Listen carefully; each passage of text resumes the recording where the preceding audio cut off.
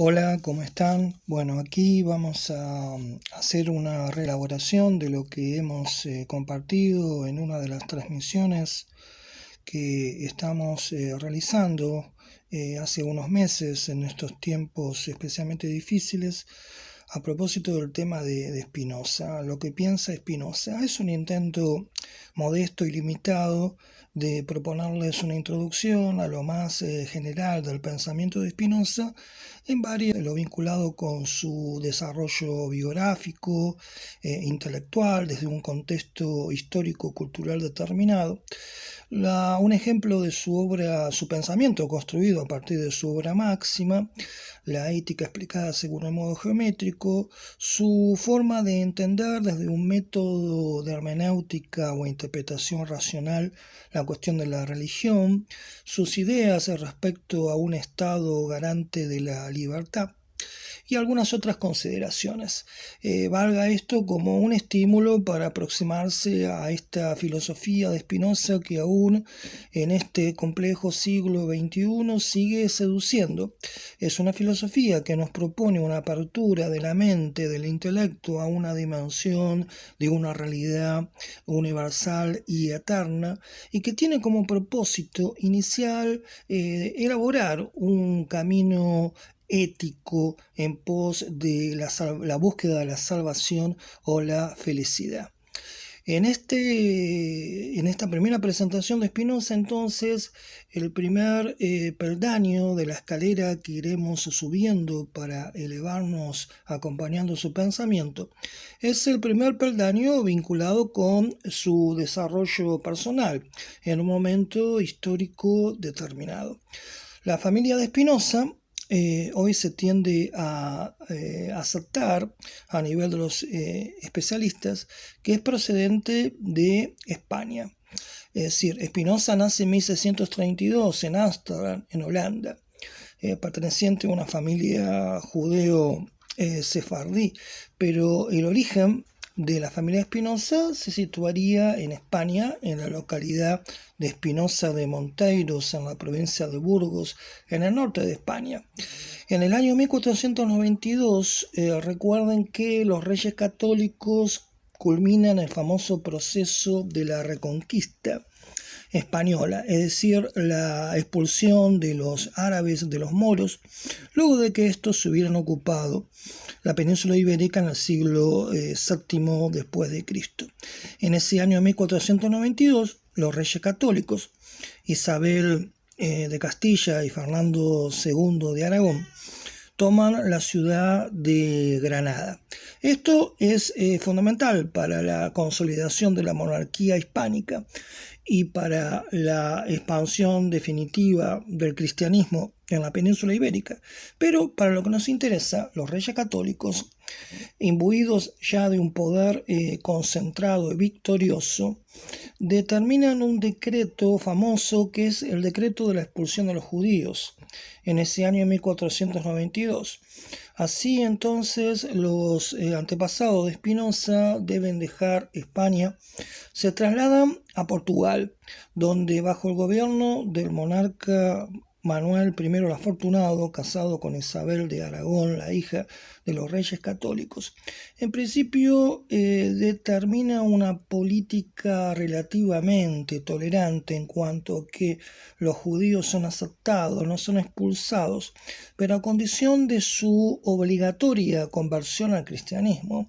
Así miles de familias judías se convierten en nuevos cristianos y esto da lugar al fenómeno de los marranos y también de lo que se conoce como criptojudaísmo, es decir, muchos judíos que se convirtieron obligados pero que mantenían en secreto sus cultos y entonces la familia de Spinoza permanece algunos años en Portugal bajo estas condiciones hasta que finalmente llega a este país la temida Inquisición. Lo poco de tolerancia que restaba se disuelve y entonces la familia de Spinoza debe continuar camino buscando nuevos horizontes donde poder ejercitar su religión y su ser libremente. Así llegan hasta Nantes, en Francia. Ahí vuelven a ser sorprendidos por la intolerancia. Y luego Abraham Spinoza, el abuelo de Spinoza, se traslada hasta Rotterdam, ya en los Países Bajos, la actual Holanda, para luego radicarse definitivamente en la ciudad de Ámsterdam. El padre de Spinoza, Miguel de Spinoza, era un comerciante exitoso, respetado, que tenía una fuerte participación también en la vida religiosa de la sinagoga en la ciudad holandesa, y por eso el joven Spinoza recibe en sus primeros años una fuerte formación de estirpe judía, religiosa, tradicional, y al mismo tiempo la personalidad de Spinoza empieza a emerger ya en su adolescencia, en su temprana juventud, dando muestras de una tendencia hacia un espíritu independiente y crítico.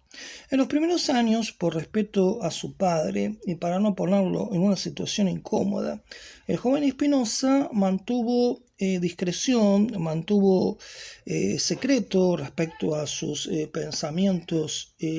libres, pero cuando muere su padre se siente liberado de aquel principio de discreción,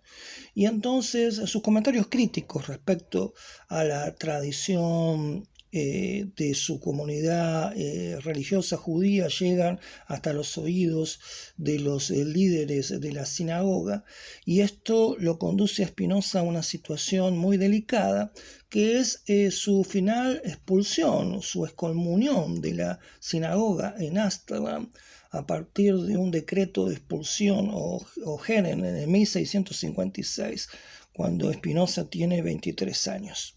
En este momento sensible de su devenir vital, se inicia su vida en un relativo aislamiento, en una soledad, en una falta de contención, que lo obliga a buscar una profesión, un oficio para subvenir a su supervivencia, que va a ser el famoso oficio de pulidor de cristales. Aquí surge ese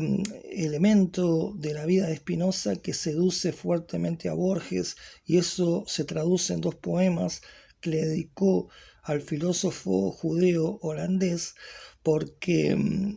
Borges habla con admiración de la austeridad y humildad de aquel solitario pensador entregado a pulir cristales mientras que piensa la trama compleja y limitada del infinito.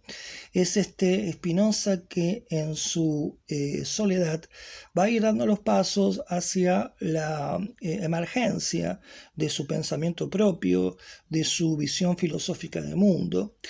Comentemos también que en los inicios de Spinoza se encuentra su relación con lo que serían sus lenguajes iniciales. Por un lado,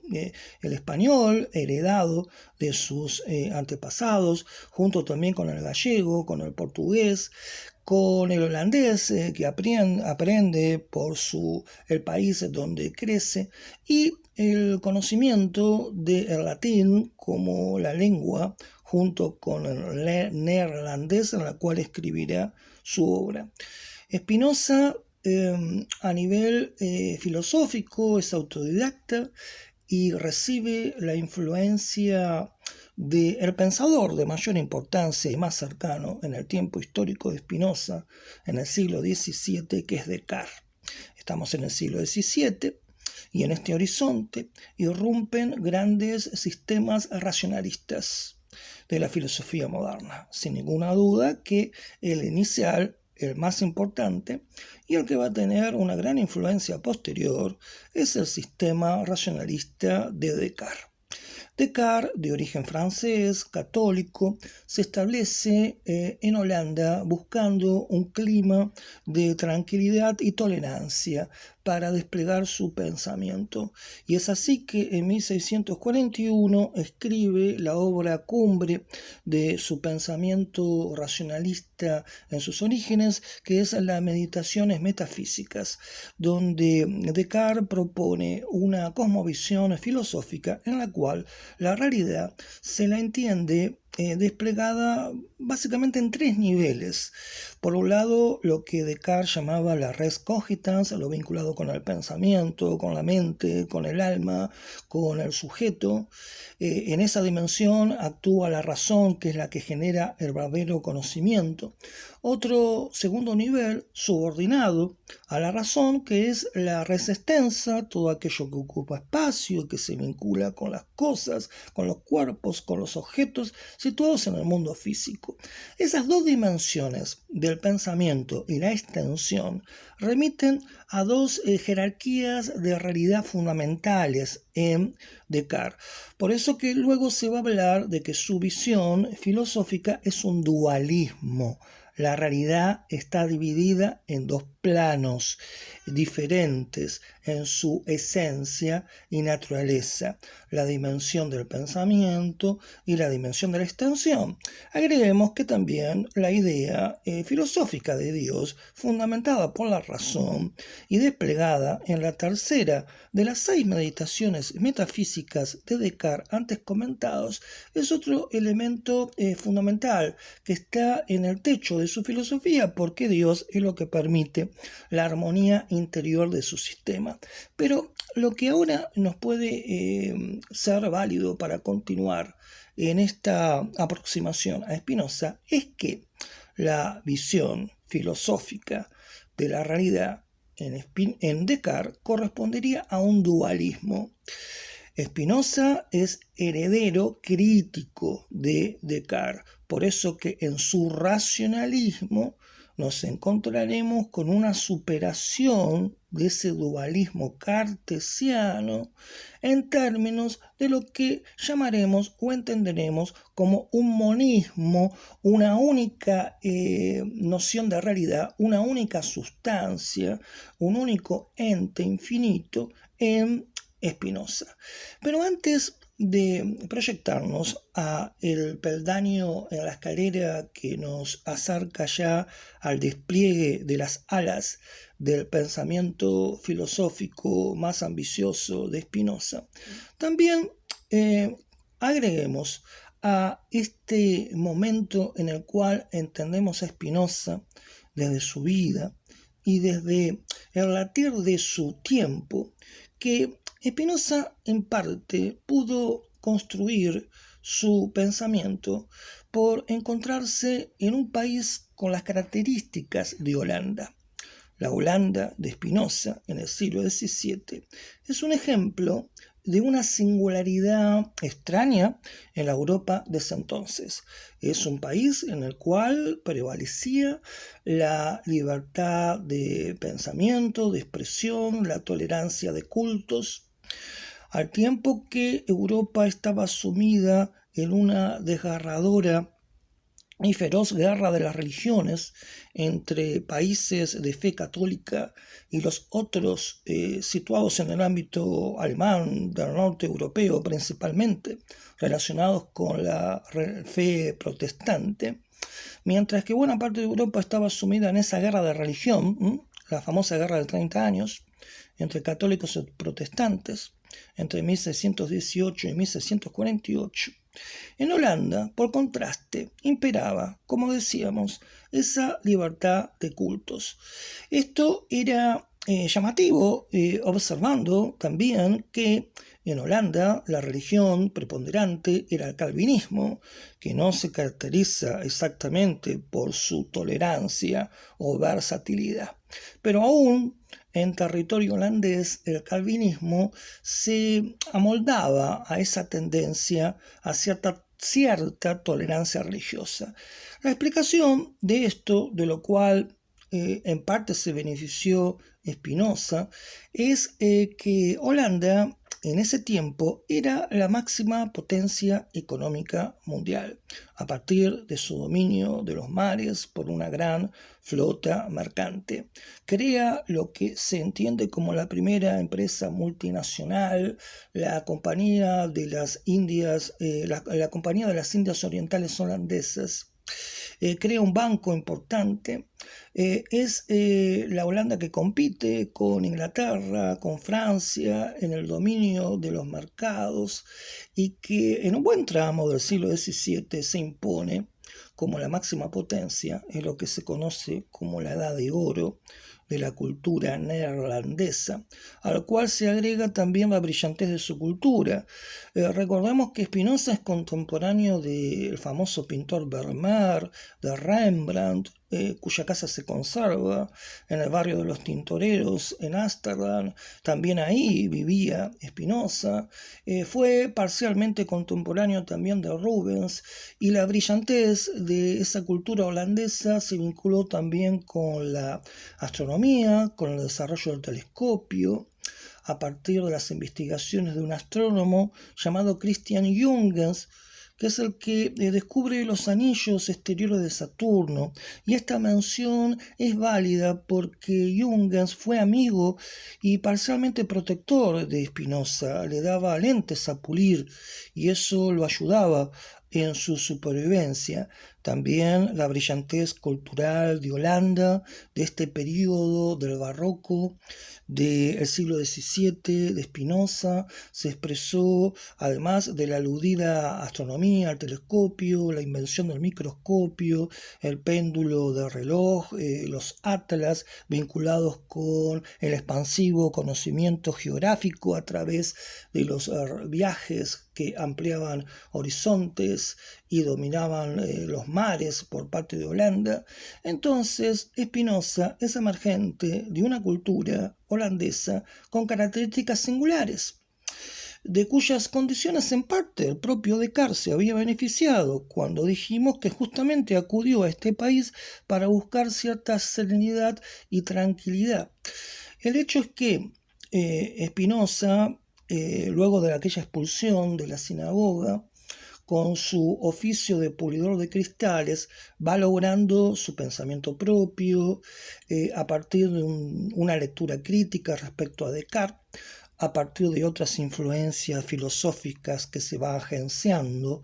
la lectura de Thomas Hobbes, que es muy importante en la fase de su pensamiento político, como después observaremos, la lectura de los estoicos, que también ejercen alguna influencia sobre su pensamiento, de Maimónides, un filósofo judío medieval, de la propia escolástica, y del pensamiento de Epicuro expresado a través de Lucrecio y de Rerum Natura, y el conocimiento de la obra de Giordano Bruno, son parte de los caminos precedentes de una filosofía que Spinoza estudia y conoce y que actúa como antecedentes o inspiraciones en su propio pensamiento. En el tiempo de Spinoza, si ahora empezamos a deslizarnos hacia lo que es la construcción de su pensamiento, tenemos a un Spinoza que, a pesar de su expulsión y su inicial soledad y aislamiento, de a poco, por la difusión de su brillantez intelectual, por la admiración que en un cerrado pero importante círculo de amistades genera, esa admiración intelectual le va granjeando algunas amistades, cierta contención. Es así que durante la vida de Spinoza, este solo publicó 2 obras manifestando su autoría, una obra sobre los principios metafísicos y otra sobre los principios de la filosofía de Descartes.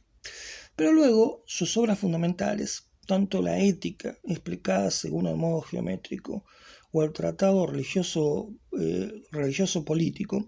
no lo publicó Spinoza asumiendo o proclamando su autoría,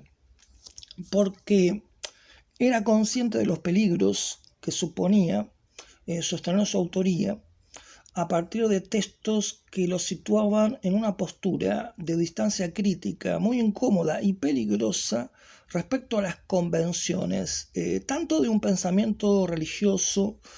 como político, que seguían siendo muy poderosos. Es decir, a pesar de lo que observamos respecto a la tendencia de la libertad de cultos en Holanda, esto no llegó al punto de liberarlo a Spinoza de ciertos peligros, a partir de difundir una visión crítica respecto a la religión, de la cual después hablaremos. Por lo tanto, la prudencia convenció a Spinoza de mantener en reserva la autoría de sus obras fundamentales, y es sólo después de su muerte, en 1677, a los 44 años de tuberculosis, cuando aquel grupo de amistades que les comentaba va a publicar las obras completas de Spinoza. Ahí va a ser su primera aparición pública, su obra fundamental, el corazón de su filosofía, que es la ética. El tratado religioso, teológico, político había sido publicado anteriormente, pero con un pie de imprenta falso y con un seudónimo. Spinoza era consciente de lo delicado de su posición como libre pensador crítico en tiempos donde presiones dogmáticas eran muy acuciantes.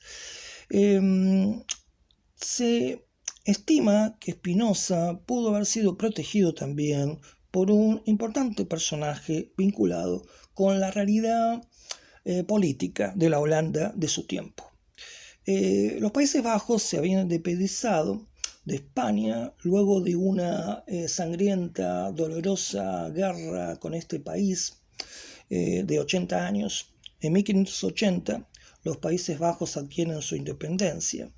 y dentro del país circulaban fuerzas políticas de signo opuesto y en un conflicto continuo. Por un lado, una tendencia a una organización monárquica vinculada con la familia de la casa Orange, y por otro lado una tendencia republicana. El personaje que habría sido un eventual protector y amigo de Spinoza, procedente del ámbito político, era Johann de Witt, que fue durante muchos años el gran pensionario, que era un cargo de máxima autoridad política equivalente al de un primer ministro. Se estima que quizás una motivación para la escritura del tratado teológico político por parte de Spinoza era legitimar una política de tendencia republicana, afín o acorde a las ideas de su amigo Johann de Witt, que además era una personalidad intelectual importante, interesante, era un agudo matemático. Eso pudo también haber fortalecido esa amistad con Spinoza. Pero ocurre que producto de esos conflictos interiores en Holanda, vinculados también con su política exterior, en 1672 estalló una guerra entre Holanda, Inglaterra y Francia que le fue totalmente perjudicial a Holanda, que dio como resultado un estallido de ira popular que seguramente fue manipulado por los partidarios de la monarquía, y esto llevó a que tanto Johann de Witt como su hermano Cornelius de Witt fueron rodeados, sometidos a un linchamiento, descuartizados, y este hecho horroroso que Spinoza repudió a partir de un texto que luego finalmente no difunde por razones de autopreservación, lo disuadió finalmente de que tenía que mantener la discreción. También, después de haber sido expulsado de la sinagoga, Spinoza había escrito, se estima que en español, una apología o defensa de su postura. Luego de su expulsión, ese texto lamentablemente se ha perdido. Y la angustia de la expulsión de la sinagoga quizás a Spinoza también le trajo algunos recuerdos dolorosos de un antecedente. el del intelectual libre pensador Uriel da Costa, que sufrió también un destino de excomunión, llevándolo a una situación finalmente de desequilibrio y suicidio. Dentro de esas posibles antecedentes o influencias que llevaron también a Spinoza a su camino de pensamiento heterodoxo, pudo haber influido también una tertulia en la cual él participaba en Ámsterdam con algunos emigrados españoles, como por ejemplo el médico andaluz Juan del Prado, que era conocido también por un militante racionalismo. Entonces, durante la vida también de Spinoza, como producto de ese reconocimiento a su brillantez intelectual que antes referíamos, recibió una propuesta de Heidelberg de una cátedra de filosofía, pero con la única condición de que su libertad en el filosofar no perjudicara las creencias religiosas dominantes. Esa condición lo persuadió a Spinoza de rechazar ese ofrecimiento por verlo como un límite a su libre filosofar, pero también como una posible forma de distraerlo o sacarle tiempo a partir de la docencia de lo que era su propósito fundamental, que era concentrarse en la elaboración de su filosofía. Y esto es lo que, remontándonos a un peldaño más alto, ya supone acompañar el despliegue de las alas del pensamiento filosófico de Spinoza, que como antes anticipamos, se vincula a un diálogo crítico respecto a la influencia recibida desde Descartes. Spinoza continúa con la búsqueda de una filosofía racionalista que gira en torno a la guía de la razón, pero desde una versión crítica respecto a Descartes. Entonces, así como en el filósofo francés decíamos hay un dualismo, en el corazón de la filosofía de Spinoza late un monismo sustancial. Para Spinoza, la realidad corresponde a un ente único, una realidad única, un ente absoluto, infinito, ilimitado,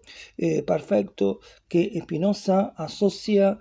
casi como una postulación axiomática, un primer principio de partida con Dios. Dios es ese ser absoluto que es indeterminado, en tanto que no es determinado, entendiendo por la determinación una particularidad que niegue o limite el carácter infinito de Dios. Por lo tanto, Dios no es lo determinado, lo negativo, sino que es un ser único, afirmativo, ilimitado, infinito, caracterizado por el poder de una expresión también infinita. Dios o la sustancia infinita en la primera parte de cada Dios de la ética explicada según el modo geométrico se perfila entonces como el fundamento de su filosofía anclado en un monismo de una única realidad, un único ente infinito llamado Dios o la sustancia infinita. De hecho, la ética explicada según el modo geométrico, donde Spinoza empieza a actuar como arquitecto de su filosofía, supone una forma de elaboración del pensamiento filosófico que también tenemos que situarlo como una continuación o resonancia de su tiempo. En el siglo XVII las matemáticas se imponen como un arquetipo, un modelo a seguir, dado que la matemática alude a un conocimiento necesario, un conocimiento seguro, apodíctico, eterno y a priori, en tanto que no necesita de la experiencia para ser convalidado. El conocimiento matemático como modelo de un saber seguro, necesario, objetivo, universal y eterno, es un modelo que atrae como un imán la búsqueda filosófica de la comprensión de la realidad. Entonces, apelando a ese modelo matemático en su relación con la geometría, Spinoza propone una filosofía cuya meta es la salvación o la felicidad,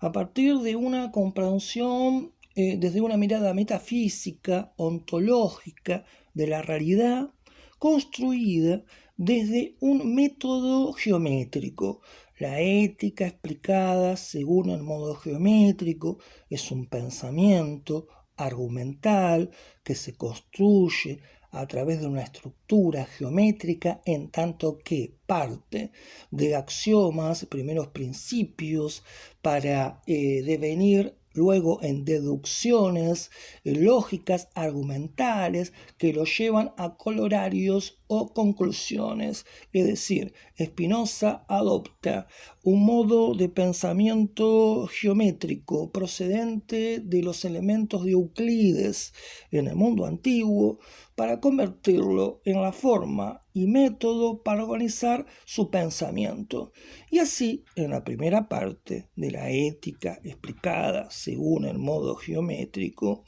versa las explicaciones de Spinoza sobre ese ser fundamental que todo lo contiene, que todo lo es, de donde todo procede, realidad única, absoluta, que es Dios. Y entonces, en la ética, en la primera parte, en la definición sexta, dice: entiendo por Dios un ente absolutamente infinito, esto es, una sustancia que consta de infinitos atributos, de los que cada uno expresa la esencia eterna e infinita. Entonces, lo real en Spinoza remite a una única realidad, un ente infinito, Dios, que se caracteriza por un carácter infinito en cuanto a su condición ilimitada y también a un poder de expresión infinita de sí mismo a través de lo que Spinoza llamará atributos y modos. Dios como el infinito ilimitado afirmativo es también perfecto y necesario. Es la realidad para Spinoza la de un ser que en su perfección es ya la remisión a una esencia de un Dios que actúa a partir de ser el todo infinito que se expresa infinitamente. Y ese Dios, ente infinito,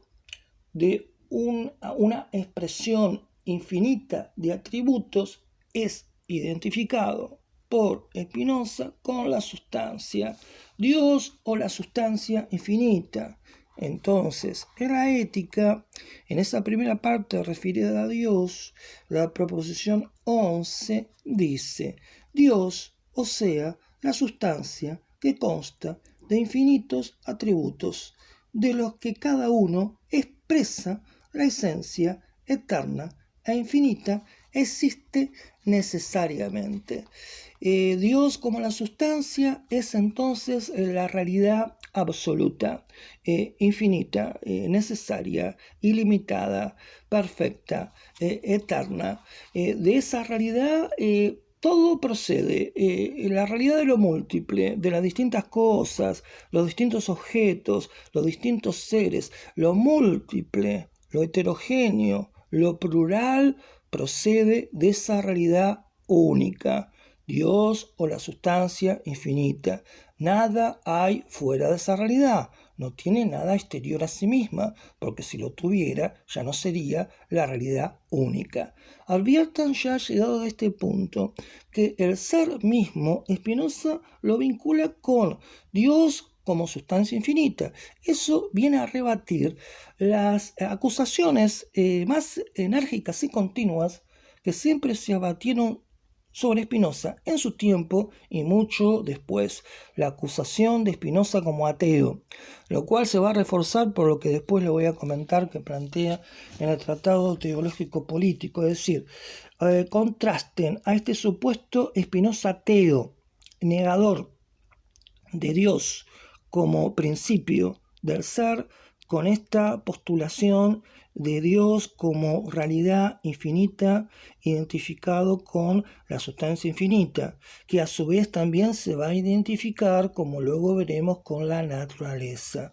Por lo tanto, tenemos a Dios como ser infinito, sustancia infinita, única realidad. Todo es expresado desde esa única realidad. Lo diverso, lo múltiple, existe en esa única realidad, lo cual, ya digamos, no significa que Dios o la sustancia infinita, la única realidad, sea lo mismo que las cosas que son expresadas o producidas por esta realidad. Hay una diferencia entre la realidad absoluta de Dios y las cosas producidas o expresadas por esta realidad. Sobre esta diferencia entre la Dios como sustancia única y las cosas,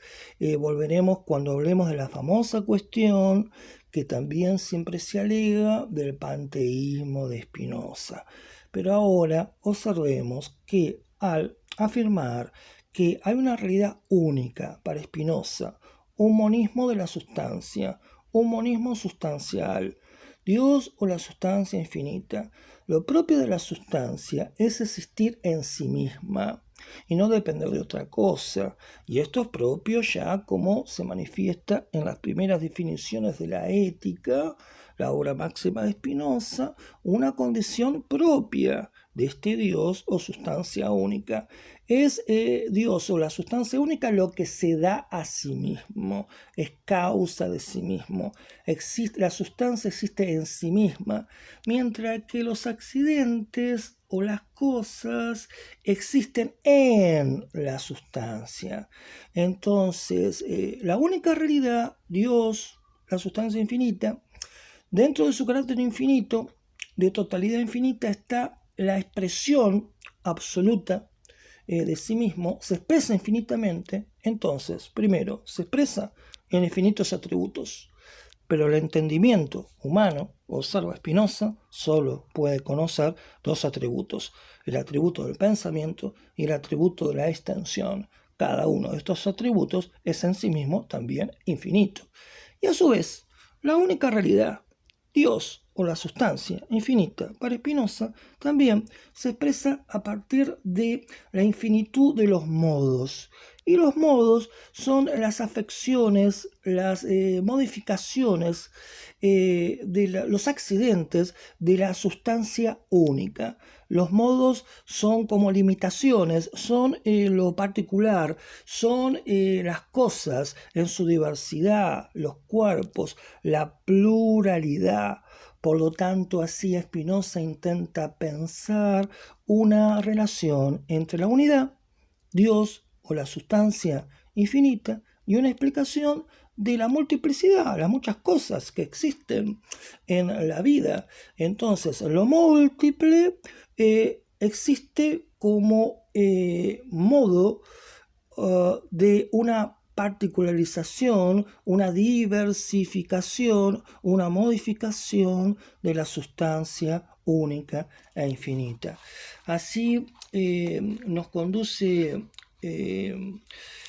Spinoza hacia una concepción monista de mundo que es lo que construye un imán que debe atraer al pensamiento racional. La razón, el entendimiento, es aquello que debe aspirar al conocimiento, a la comprensión de Dios o la sustancia infinita, al conocimiento de la realidad como unidad necesaria, eterna, infinita, perfecta. Es así que el conocimiento en Spinoza atraviesa tres géneros, tres jerarquías que permiten una aproximación a el conocimiento más alto de esa realidad única como Dios o la sustancia infinita, que será lo que Spinoza llamará el tercer género de conocimiento, donde el entendimiento se elevará a una comprensión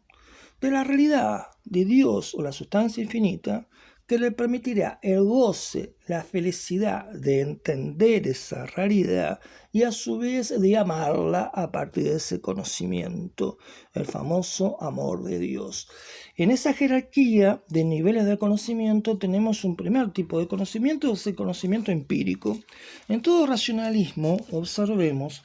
el conocimiento sensorial, el de la vida llamada de la actitud natural o de la vida corriente y cotidiana, no es negado, pero siempre es impugnado en cuanto a ser el vehículo genuino para el conocimiento. En lo que recibimos por las sensaciones, los sentidos, lo que vemos, lo que escuchamos, no es algo que permita la construcción de un conocimiento verdadero, necesario o universal. Esto ya lo podemos encontrar claramente en Descartes. Lo que vemos, el conocimiento sensorial se vincula con la imaginación, con lo que recibimos a partir de la sensibilidad, de forma pasiva, las sensaciones que recibimos y toda esa experiencia que recibimos pasivamente, que alimenta la imaginación, es una experiencia vaga, es una experiencia que nos remite a una visión cambiante, parcial y confusa de las cosas, que por lo tanto no nos entrega verdadero conocimiento. Por eso que Spinoza no niega la posibilidad de un conocimiento empírico en sí mismo, que por ejemplo luego Francis Bacon lo convertirá en la base del conocimiento científico moderno a partir del método de la inducción, sino que en la visión de Spinoza, donde la razón siempre es la facultad por encima de las sensaciones que nos permite el conocimiento, el llamado conocimiento empírico puede tener vislumbres de verdad, pero siempre nos está amenazando con la posibilidad del error y de la confusión. Por eso que el conocimiento empírico es desechado. Es un conocimiento que también tiene que ver con aquello que se escucha de oídas, con aquello que se expresa mediante palabras. Entonces, el conocimiento empírico, primer tipo de conocimiento, debe ser superado por un segundo nivel de conocimiento en esta jerarquía de tres formas del conocer, que es el conocimiento deductivo racional, que es el que construye buena parte del desarrollo de la ética. De hecho, Deleuze dice que hasta buena parte de la parte quinta dedicada a el conocimiento de la libertad, del entendimiento, Spinoza lo dedica a un conocimiento vinculado con el segundo tipo de conocimiento, es decir, lo deductivo racional. Un conocimiento en el cual partimos de primeros principios o axiomas para llegar a ciertas conclusiones. Ese tipo de pensamiento vinculado con la gimnasia deductiva de lo lógico, de lo racional, no es, sin embargo, el nivel más alto que permita que el entendimiento sea consolidado o fortificado por una verdadera comprensión de Dios o la sustancia infinita, porque ese tercer nivel de conocimiento es el que se relaciona con un conocimiento intuitivo de Dios, como si fuera la consecuencia de una preparación previa de todo un pensamiento lógico deductivo. Por lo tanto, en el tercer género de conocimiento, Spinoza dice que surge la máxima tranquilidad del espíritu a partir de ese conocimiento y que por ese tipo de conocimiento la mente puede desarrollar su máxima virtud, que consiste en el conocimiento de Dios. Este es en el punto en el cual el tercer género de conocimiento, donde el entendimiento alcanza su máxima comprensión de Dios o la sustancia infinita, es también la realización de la esencia propia de las cosas y de la esencia propia del humano que Spinoza asocia con el conatus. El conatus es la esencia de las cosas en tanto preservación del ser. El conatus es, por un lado, la preservación del ser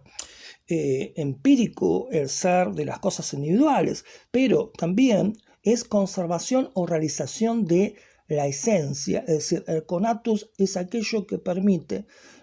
la tendencia constante del entendimiento a desarrollar la razón para el conocimiento de la realidad única de Dios o la sustancia infinita. Y ese impulso desde el conatus a la tendencia a entender es lo que actúa como lo bueno o como un bien útil. Es para Spinoza el bien y el mal no son rasgos de un principio objetivo que esté en la estructura misma de la sustancia única, sino que lo que hay que diferenciar lo que el hombre entiende como lo bueno y lo malo por sus propias convenciones, sus propios prejuicios o sus propias necesidades, con lo bueno o lo malo vinculado con la utilidad, lo que es útil para la conservación del ser y para el desarrollo del entendimiento. Es un bien útil lo que desarrolla el entendimiento hacia la comprensión de Dios. Y en ese bien se encuentra la realización de la virtud del conocimiento, desde el tercer género de conocimiento, el conocimiento máximo de Dios en la sustancia infinita, que a su vez deriva en una situación de deleite, alegría, beatitud, felicidad. Por lo tanto, la virtud máxima es la comprensión de Dios desde el tercer género de conocimiento, que es también la máxima felicidad de amar a Dios. Ese es el punto en el cual palpita el famoso amor intelectual a Dios. Cuando la mente llega a ese punto es cuando puede llegar a comprender esta realidad máxima y también ejercer un mejor dominio de las afecciones que atraviesan o son parte de la constitución del sujeto, junto a la razón como vehículo hacia la comprensión, la felicidad o el amor de Dios, se encuentra también la agitación de las pasiones en nuestro ser. Y Spinoza, en la cuarta parte de la Ética sobre la servidumbre de las pasiones, refiere famosamente el camino de las pasiones tristes, una pasión degenerativa, una pasión que lleva a una implosión, a una debilidad del impulso vital, a una depresión, pasiones degenerativas de la tristeza también involucradas con malas pasiones como la envidia, el resentimiento, la avaricia. El desarrollo, la elevación del entendimiento que comprende a Dios permite también el dominio de esas malas pasiones, sus malas afecciones, su sustitución por las pasiones dinámicas, positivas, que alimentan el ser, que lo elevan, que son las pasiones alegres. Entonces, a partir de elevarse el entendimiento en ese tercer género de conocimiento a un máximo, una máxima comprensión de dentro de lo posible o dentro de lo inherente o posible a la razón humana de Dios o la sustancia infinita, entonces se consuma la virtud como entendimiento de Dios, que a su vez es deleite, felicidad, dominio de las malas afecciones y liberación también del temor a la muerte, porque Spinoza entiende que la filosofía es un camino hacia la felicidad, hacia la salvación, y es una meditación sobre la vida y no sobre la muerte. Entonces, en ese nivel de conocimiento más elevado hay también una liberación del miedo a la muerte, y es cuando este entendimiento que ha crecido y se ha elevado al punto de entender la realidad única de Dios o la sustancia infinita, es cuando aprende entonces a amarla. Es esa la situación en la cual el amor a Dios significa participar de la realidad única de Dios, su sustancia infinita, y participar del amor que Dios tiene respecto a sí mismo. Y ese amor intelectual de Dios también adiestra, guía desde la razón al entendimiento para una comprensión de la realidad desde lo que Spinoza postula como la perspectiva de eternidad. Desde esa visión, el sujeto elevado por la guía de la razón, luego de esos pasos, ese camino previo de la ética, finalmente entiende la realidad a la cual pertenece, que es esa realidad eterna, universal, infinita, perfecta, divina, y desde la comprensión de esa pertenencia, participación de esa realidad absoluta, infinita, divina, surge el amor a esa realidad, el deleite, la felicidad por la misma y una visión nueva desde una mirada, una elevación de eternidad, como aceptando o comprendiendo que todas las cosas existen dentro de una realidad superior, eterna y necesaria, lejos de una explicación de las cosas por la contingencia, por el azar, por lo cambiante, por lo inmediato, por las circunstancias más inmediatas que puedan afectarnos en nuestra existencia. Eso va a llevar a una dimensión posible de sabiduría, con la cual la ética va a concluir. Pero antes de acercarnos a una apreciación, aunque sea mínima e inicial, de esa sabiduría, que sería consecuencia de todo este desarrollo filosófico, es quizás el momento de integrar lo que es al menos una síntesis de la postura respecto a la comprensión de la religión que causó tanto escándalo en su tiempo, que Spinoza plasma en el Tratado Teológico Político, en aquella obra que yo les había comentado que fue publicada durante su vida, pero ocultando su autoría. En el Tratado Teológico Político tenemos la elaboración de un método de interpretación, es decir, hermenéutica, del texto bíblico desde una postura racional,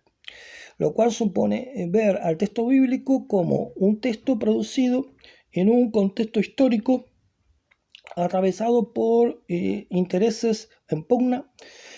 Supone situar al texto bíblico como un emergente de un horizonte histórico, de una trama de intereses en conflicto y por lo tanto, en definitiva, el texto bíblico como producido por los humanos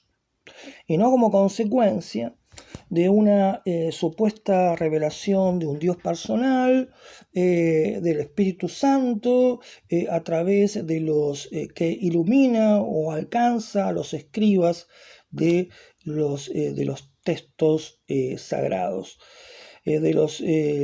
libros que componen el texto bíblico. Por lo tanto, Spinoza sitúa una dinámica humana racional e histórica para comprender la producción del texto bíblico. Sin embargo, esto no significa que Spinoza niegue una sabiduría divina que actúa como un modelo de elevación moral y como parte de un núcleo de ética espiritual cristiana en la Biblia. Es decir, para Spinoza, en el texto bíblico, en la escritura, está obrando algo así como una ley natural de Dios,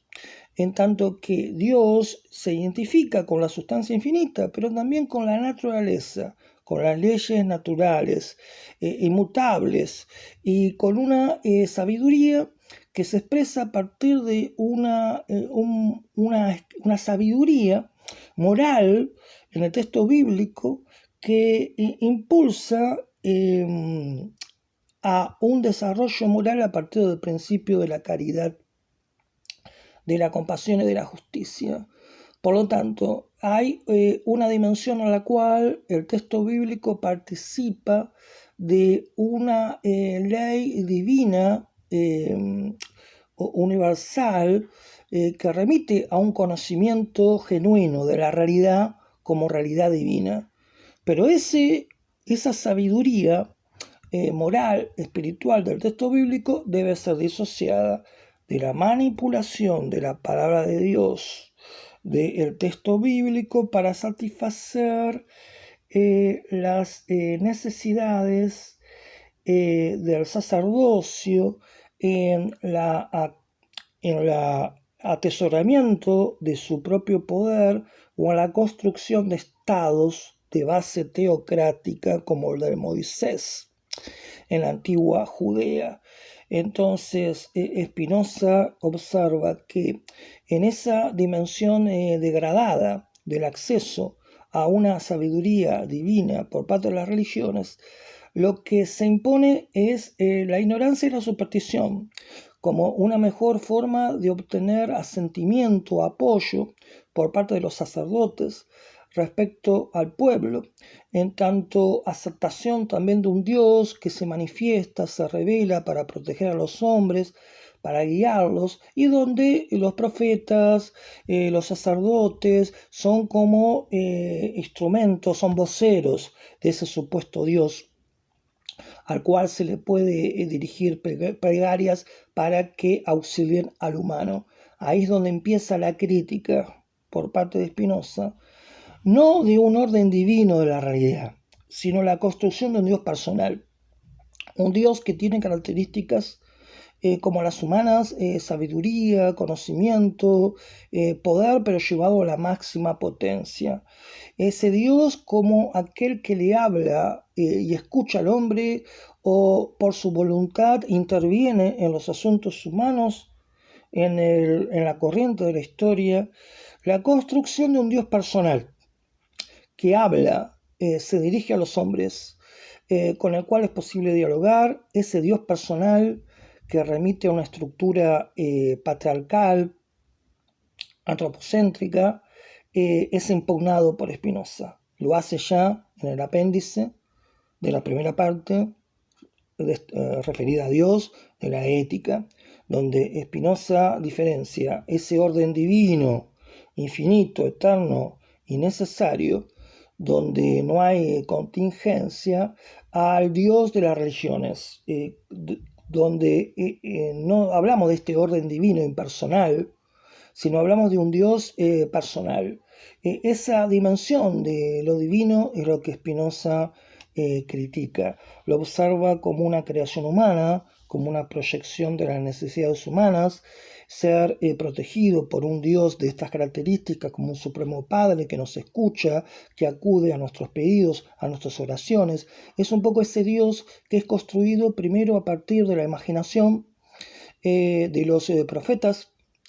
a partir de sus supuestas visiones, a partir de su verbo religioso, es ese Dios personal vinculado con las ceremonias, los rituales, para honrar a ese Dios personal, que Spinoza propone que los ritos no son necesarios para una vida de elevación religiosa, sino que son necesarios para legitimar un estado teocrático, donde los ritos vienen a convalidar un supuesto origen divino de ese estado. La construcción del Dios personal vinculada con los profetas, con las ceremonias, con los rituales, también tiene que ver con las historias, con un acceso por historias, narraciones, parábolas a la comprensión de Dios, y finalmente el Dios personal que Spinoza critica se vincula también con un Dios que intervendría en la historia y la naturaleza para provocar milagros. Los milagros son consecuencia del orden, muchas veces no conocido, por el sujeto de las leyes naturales inmutables, que son parte también de ese orden superior de Dios. Por lo tanto, a partir del Tratado Teológico Político, Spinoza se distancia de la veneración a Dios como revelación, la Biblia como un texto sagrado de origen divino. Observa que hay una manipulación antropocéntrica en ese tipo de Dios, en las religiones del Dios personal. y preserva lo divino, pero como parte de un orden divino necesario de la realidad. El conocimiento de esta posición de Spinoza, aunque no la asumiera a voz batiente en su tiempo, fue lo que le construyó la imagen de un sujeto para muchos aborrecible por su ateísmo, pero como indicamos antes, es difícil que se pueda avalar una posición atea como negación de un orden divino, tal como se encuentra en Spinoza. Y aquella religión que viene a favorecer ciertos intereses de un dominio sacerdotal a partir de las supersticiones, es un poco lo que Spinoza ya destaca en la introducción del tratado teológico político, donde, por ejemplo, Spinoza, refiriéndose a Quintio Curcio, que es un autor sobre una biografía de Alejandro, donde decía que Alejandro, cuando las cosas le fueron mal, empezó a acudir a profetas y adivinos y a supersticiones por su inseguridad. Dice, por ejemplo, nada extraño, pues, lo dice esto en el prefacio del Tratado Teológico Político, nada extraño, pues, que bajo pretexto de religión, la masa sea fácilmente inducida ora a adorar a sus reyes como dioses, ora a execrarlos y a detestarlos como peste universal del género humano. A fin de evitar, pues, este mal, se ha puesto sumo esmero en adornar la religión, verdadera o falsa, mediante un pomposo ceremonial que le diera prestigio en todo momento y le asegurara siempre la máxima veneración de parte de todos. Los turcos lo han conseguido con tal perfección que hasta la discusión es tenida por un sacrilegio, y los prejuicios que han imbuido en sus mentes no dejan a la sana razón lugar alguno, ni para la simple duda. Spinoza va a diferenciar también un acceso filosófico a un orden divino que es propio del pensamiento moderno del acceso teológico, y como es propio de un pensador moderno, la filosofía impera sobre la teología y no al revés, como se proponía, por ejemplo, en la Edad Media. Esto nos lleva entonces a esa noción de Dios en Spinoza. Recuerden que Einstein en el siglo XX, cuando fue consultado sobre si creía en Dios, dijo que él sí cree en Dios, pero en el Dios de Spinoza. Se estaba refiriendo a Dios identificado con el orden de las leyes naturales. Y esto para Einstein era compatible con una mentalidad científica, abierto al conocimiento de ese orden natural y divino. Ese Dios de Spinoza con el cual Einstein acuerda es en definitiva un Dios con el cual no se puede entablar una relación de diálogo o de pedido, de súplica, de oración, de rezo, en pos de que ese Dios nos auxilie, intervenga favorablemente en nuestra vida, nos proteja. Se trata de Dios como un orden divino, como un orden divino indiferente a nuestras necesidades o nuestros pedidos. Se trata de una noción de Dios a la cual se accede por la comprensión racional, muy diferente, como el propio Einstein recordaba, a un Dios vinculado con los miedos, con los deseos humanos y con cierta perspectiva antropomórfica e infantil de Dios. Entonces, ese es un Dios, el de Spinoza, el que ensalza también Einstein, es un Dios como un estado de orden impersonal de la realidad, con el cual no es posible la relación mediante ritos, ceremonias o a partir de oraciones o plegarias a elevarle a ese Dios en busca de auxilio. Y este Dios de Spinoza y Einstein es el que nos lleva también a la famosa cuestión del panteísmo. Se dice siempre que Spinoza es panteísta. El panteísmo significa la identificación entre Dios y la naturaleza. Dios y la naturaleza son idénticos. Todo sería una única realidad divina. Panteísmo en un sentido puro o estricto. En un sentido muy amplio, se puede observar que hay una tendencia en Spinoza a acercar la naturaleza y Dios. Sin embargo, en un sentido más riguroso, Recuerden cuando les comentaba que Spinoza observaba que hay una diferencia entre la esencia infinita de esa realidad única, Dios y sustancia infinita, y la esencia de las cosas singulares. Es diferente. La esencia de las cosas singulares, las cosas particulares, de los seres, entre los cuales nos encontramos, y la sustancia infinita. Es decir, todas las cosas proceden de esa realidad única, Dios o la sustancia infinita. Todas las cosas están en esa realidad única. De esa forma, el Dios de Spinoza es inmanente, está en las cosas. Eso no significa que sea idéntico a las cosas. Por eso que en un sentido estricto no hay un genuino panteísmo en Spinoza. Hay una combinación de un momento trascendente, Dios es diferente, se diferencia de las cosas, a un momento inmanente, Dios está en las cosas. Ese juego entre una realidad única, Dios o sustancia infinita, como diferente, trascendente de las cosas, pero también como que están las cosas, entendiendo que las cosas solo son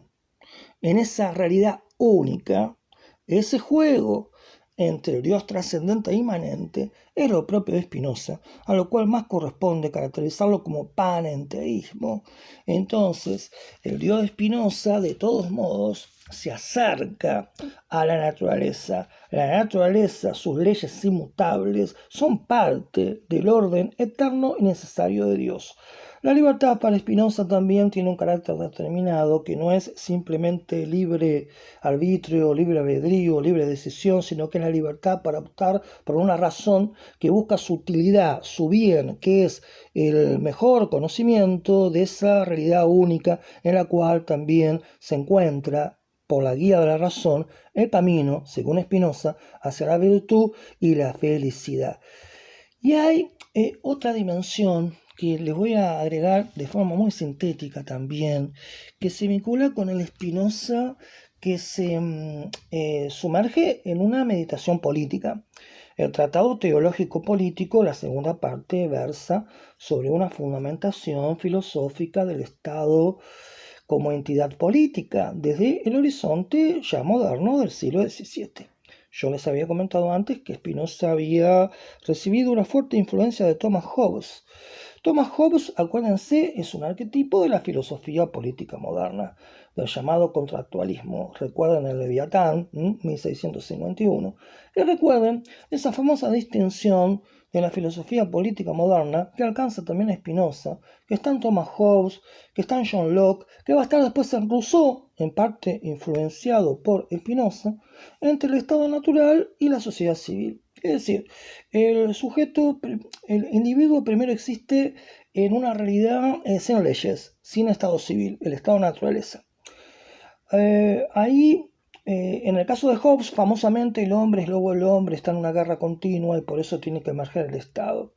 En el caso de Spinoza no hay esa beligerancia entre los individuos, pero sí la necesidad de la construcción de un Estado que administre derechos y estimule libertades. Y se pasa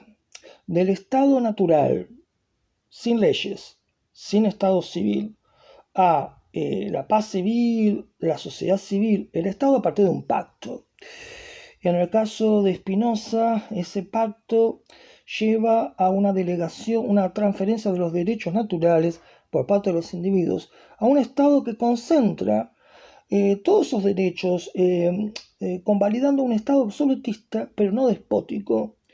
Un Estado que puede tener un fuselaje monárquico, aristocrático, democrático, siguiendo la famosa clasificación de Aristóteles de la forma de gobierno. En el caso de Spinoza, el Estado que emerge producto del pacto es un Estado que, en tanto que ha recibido los derechos por parte de los individuos, sienta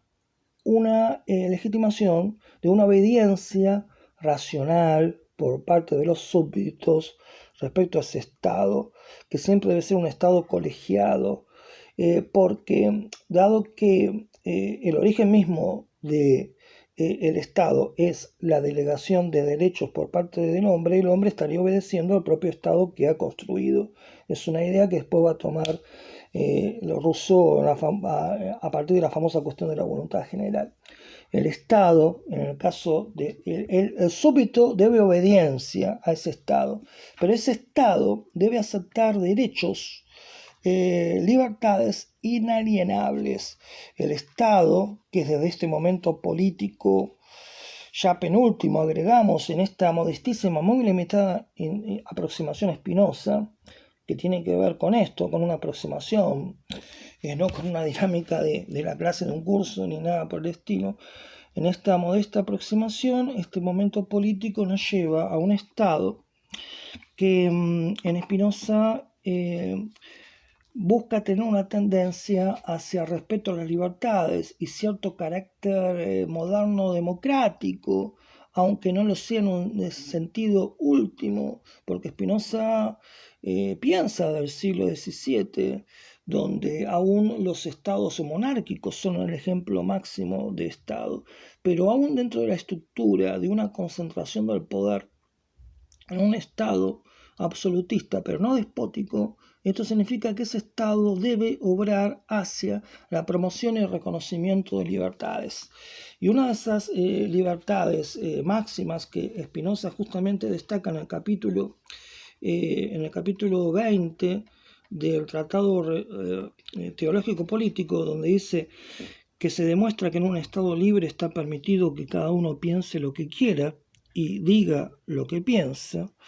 Esa libertad de pensamiento es un tipo de libertad que en el Estado de Spinoza, este momento político, debe ser siempre respetado. Es parte del fin del Estado,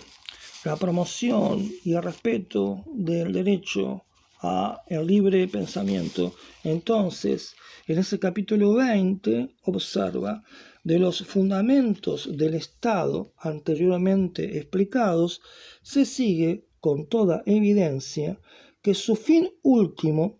no es dominar a los hombres,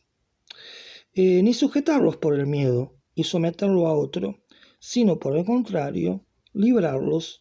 a todos del miedo, para que vivan, en cuanto sea posible, con seguridad. Esto es, para que conserven al máximo este derecho suyo natural de existir y de obrar sin daño suyo ni ajeno. El fin del Estado, repito, no es convertir a los hombres de seres racionales en bestias o autómatas, sino lograr más bien que su alma y su cuerpo desempeñen sus funciones con seguridad y que ellos se sirvan de su razón libre y que no se combatan con odios, iras o engaños, ni se ataquen con perversas intenciones. El verdadero fin del Estado es, pues, la libertad. Es inevitable no advertir una resonancia moderna o de actualidad en esta búsqueda de un Estado que promueva la libertad de pensamiento y que también impida una pérdida de la razón, un deterioro de la razón por parte de los individuos a nivel de dejarse entregar por las pasiones que promueven la cizaña, los odios y las disputas innecesarias y que no hacen al desarrollo de ese derecho a la libertad. Y en esta riqueza del pensamiento de Spinoza que hemos abierto, entonces observen, para pasar ya al momento final de la recreación de esto que compartimos en su momento, tenemos un Spinoza de una filosofía monista, una realidad única, Dios o la sustancia infinita. Por la razón, siguiendo 3 niveles de conocimiento, se llega al conocimiento lo más alto posible que a la razón humana le cabe respecto a esa realidad única. Eso lleva a la felicidad, eso lleva a una salvación por la felicidad, a la beatitud, la alegría, la virtud, lleva al amor de Dios, lleva al dominio de las malas afecciones, a un dominio de las pasiones, lleva a la construcción de una sabiduría. Y esa sabiduría es la que el propio Spinoza sintetiza sobre el final ya de la ética explicada del modo geométrico, donde él entonces va a postular como una conclusión de toda esa aventura filosófica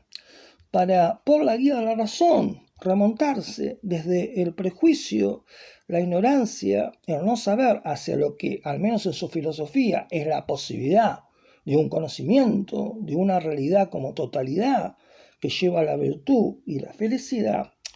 al menos en su propuesta, por supuesto, lleva a que diga lo suficiente, que diga lo siguiente, a diferenciar esa sabiduría buscada del orden de la ignorancia. Como hemos puesto, con esto, dice al fin de la ética, hemos puesto fin a todas las cosas que me había propuesto mostrar respecto de la potencia de la mente sobre los afectos y que tienen que ver con la libertad de la mente. Liberar la mente hacia la felicidad, la alegría, el conocimiento de esa realidad eterna, infinita, necesaria de Dios o la sustancia infinita. A partir de ellas se hace manifiesto cuanto sobresale el sabio, y es mejor que el ignorante, el cual actúa llevado por la sola pasión. En efecto, el ignorante, aparte de que se ve agitado de diversos modos por las causas externas, sin disfrutar nunca de una verdadera tranquilidad del espíritu, vive además como en desconocimiento de sí mismo y de Dios y de las cosas. Y en el momento en que deja de padecer, deja también al mismo tiempo de existir. Mas, por el contrario, el sabio, en cuanto es considerado como tal, apenas sufre perturbación en el espíritu,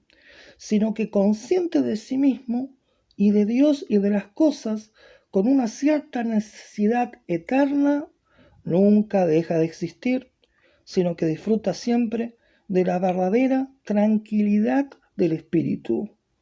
Por lo tanto, si el camino que he mostrado que conduce a esto parece muy difícil, sin embargo es un camino que puede ser encontrado. Y sin duda debe ser difícil, ya que tan raras veces es descubierto. Pues, ¿cómo podría acontecer si la salvación estuviese al alcance de la mano y que pudiese ser descubierta sin gran esfuerzo, que fuera casi despreciada por todos?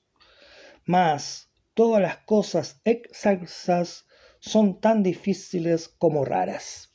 Este es el final famoso de la ética, donde un poco las distintas líneas que se fueron desplegando argumentales en la obra vienen a tener un punto de convergencia final. Observen el conocimiento de la realidad única propia del sabio que da tranquilidad de espíritu, que separa de las circunstancias más inmediatas y es una gimnasia de esa mirada, de esa perspectiva de eternidad, decíamos. Estamos frente a la recepción de un pensador del siglo XVII y por lo tanto debemos asumir que hay una distancia histórica entre nuestra actualidad y ciertos presupuestos de ese tiempo del siglo XVII, en la cual quizás había una mayor tendencia a aceptar como un punto de partida una realidad pensada como un Dios, como una noción de un orden divino, una sustancia infinita. A partir de asumir esa distancia histórica, también quizás debemos asumir que en la recepción de cualquier línea de ideas vinculadas con el pensamiento filosófico, las doctrinas artísticas, las ideas políticas, económicas o las creencias religiosas, ese momento de recepción respecto a lo recibido de un pasado siempre supone lo legítimo de una respuesta